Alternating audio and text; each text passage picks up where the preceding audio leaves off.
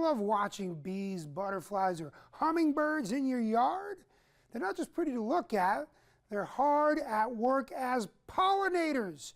These helpers move pollen from one plant to another, which is essential for growing many of the foods that we eat. And well, it's National Pollinator Week, and Jordan Seals from Pike Nurseries is here to explain why we need to support them and just how easy it can be to really support them and allow us to learn more about them. So first of all, Jordan, thanks so much for coming on the program and explaining things to us. Before we get started on everything, tell me about Pike Nurseries and what you guys do and bring to the community. Yeah, Pike Nurseries, we are a garden center. We're based in Atlanta, but we have 4 locations here in Charlotte.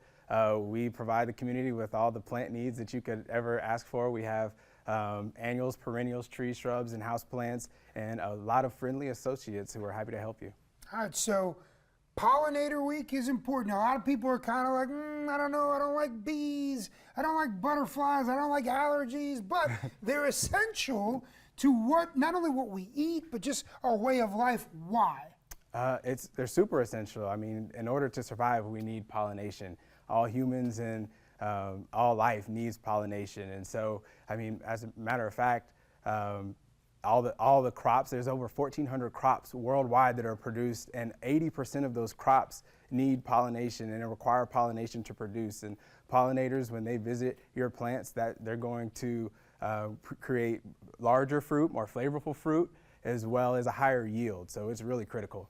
All right, so let's go through some of this process and show us what you have here. Yeah, so when we talk about, building your own pollinator garden at home, there's a lot of different routes you can take, but I always will start with, of course, your favorite pollinator plants.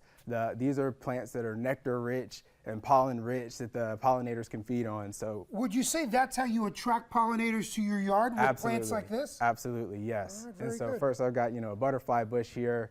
That's the beautiful purple bush. It's a great shrub. A couple perennials down here, the salvia, which is a beautiful red, bee balm. Rudbeckia is another great pollinator as well.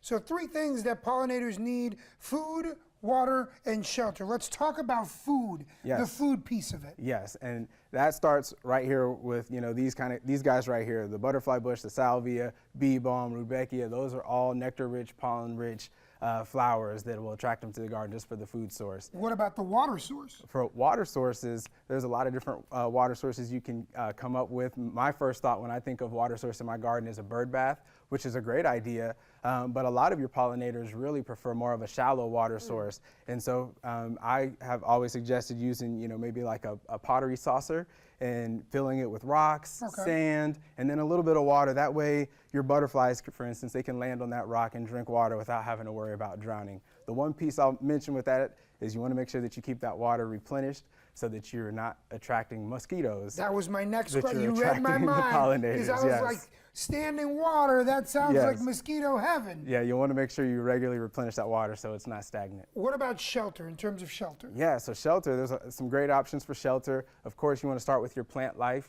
trees, shrubs, ornamental grasses. Those are all great habitats for pollinators. And the other thing is that you may not think about is maybe in the back of your yard, if there's a blank spot or maybe branches that have fallen, leave them there. That's a great spot for native bees to use as a habitat. So that's a great option. And then lastly, I did bring a bug hotel today. I was going to say, what is this thing over here? Yeah. A bug hotel. Explain bug hotel to me. Yeah, bug hotels, they're really a cool idea. They're colorful and kind of cute. You can put in your backyard, and they provide a couple different habitats for different beneficial bugs and pollinators that they can come live in. And you can hang it on your fence, hang it on a tree, but it's a great shelter from predators and weather. All right, quickly, you have about 15 seconds. What are these 2 things here in case you don't have all these plants? Yeah, so if you don't have all these plants here, you can utilize, just some of your supplemental feeders like butterfly feeders or hummingbird feeders, and just keep a good source of nectar in your yard to keep the pollinators coming. Look, whether you like them or not, they're cute. They're adorable. They can be floating around. Maybe you think they're pests. Doesn't matter. They're essential to our way of life. I want to put your information up on the screen, George, so people know how to get a hold of you guys. Your website, as well as your Instagram and Facebook accounts, are there for Pike Nurseries. Thank you so much for teaching us a little bit about these pollinators and how important and vital they are to our way of life. Thanks so much.